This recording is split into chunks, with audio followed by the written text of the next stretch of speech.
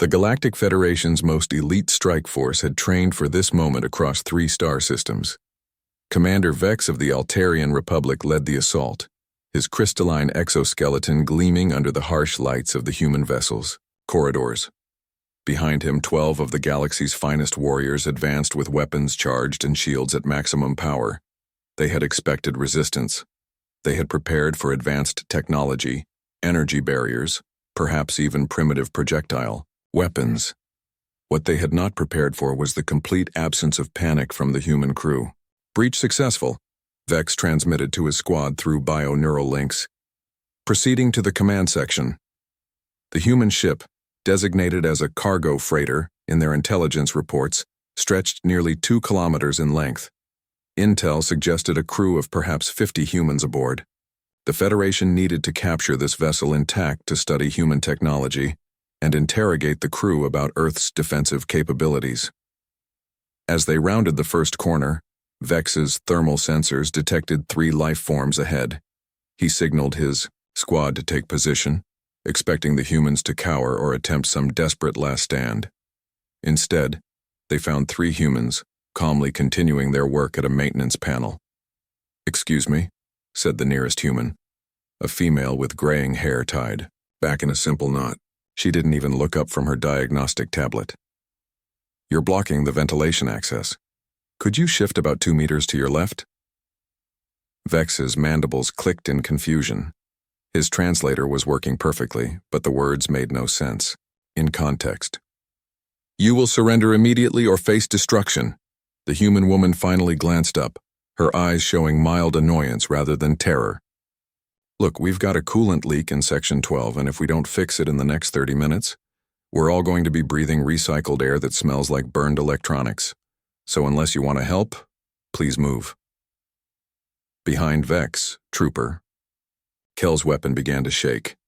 The insectoid warrior had faced down battlecruisers without flinching, but something about the human's casual indifference was deeply unsettling. A male human emerged from behind the panel, wiping his hands on a stained cloth. "Oh, hello there. You folks hear about the shipping manifest because Jim in logistics is 2 decks up and he's got all the paperwork. We are here to capture this vessel," Vex roared, his voice amplifier adding harmonic frequencies designed to induce fear in most species. The human tilted his head thoughtfully. Well, that's going to be a problem because we're already 3 days behind schedule, and corporate doesn't care about alien invasions when it comes to delivery deadlines." He turned to his colleague. "Maya, think we should call this in?" To the captain, Maya shrugged. "Probably.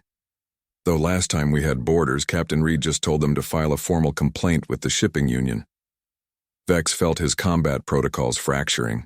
In 30 years of military service across 17 different conflicts, no enemy had ever responded to a boarding action with bureaucratic indifference. He raised his plasma rifle, and the barrel began to glow with lethal energy. "You will comply, or be eliminated." The third human, who had been silently working throughout the entire exchange, finally spoke without looking up. "Hey, could you point that thing somewhere else? The plasma discharge is interfering with my scanner readings."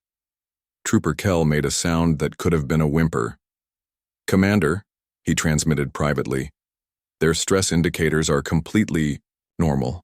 How are they not afraid?" Maya checked her tablet again. "Okay, coolant leak is sealed, but we've got another problem.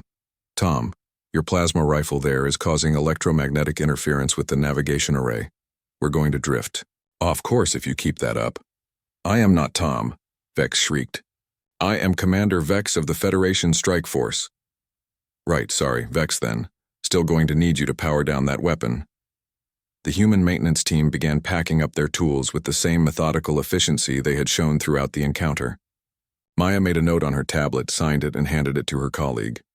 "Jim, make sure this gets logged in the maintenance report. Corporate will want to know about the electromagnetic interference." Jim nodded and headed down the corridor, walking directly past the assembled alien strike force as if they were part of the ship's fixtures. Commander Vex's rear sensors detected movement behind them. He spun around to find a human male approaching with a wheeled cart loaded with what appeared to be food containers. "Lunch delivery," the newcomer announced cheerfully. "Got your usual order, Maya. Extra coffee, light on the sugar." He glanced at the armed aliens. You folks want anything? We've got sandwiches, soup, couple different salads. They're trying to capture the ship, Bob, Maya explained while accepting her coffee. Bob nodded understandingly. Ah, one of those days. Well, offer stands if you change your minds. Cafeteria's on deck 7 if you're staying long. As Bob continued on his route, Trooper Kell's weapon clattered to the deck. The sound echoed through the corridor like a death knell for the Federation's assault plan. Commander, Kell transmitted, his voice barely above a whisper. I've reviewed our xenopsychology databases. This level of casual indifference to mortal threat it's not normal. It's not possible. Their planet must have conditioned them to accept death as such a routine possibility that our presence doesn't even register as unusual. Maya overheard the transmission through her universal translator. Oh, that's not quite right. It's just that we deal with worse stuff than alien invasions pretty much every day. Radiation leaks, hull breaches, life support failures, navigation computer crashes, food poisoning from the cafeteria. She ticked off items on her fingers. Last month, we had a complete gravity generator failure while carrying a shipment of live chickens. Trust me. Armed aliens are maybe a 4 out of 10 on the crisis scale. The remaining members of Vex's strike force began backing toward their entry point. The humans' complete lack of appropriate fear response was more terrifying than any weapon they could have deployed. As the elite Federation warriors retreated in growing panic, Maya called after them, "Hey, if you're planning to be here more than 6 hours, you'll need to check with Environmental about oxygen consumption rates. Union rules." Commander Vex filed his report 3 hours later from the safety of his command ship. The document was classified at the highest levels and immediately forwarded to Federation High Command with a single recommendation: avoid human space at all costs. The humans, meanwhile, completed their delivery schedule only 2 days late, which corporate considered a significant improvement.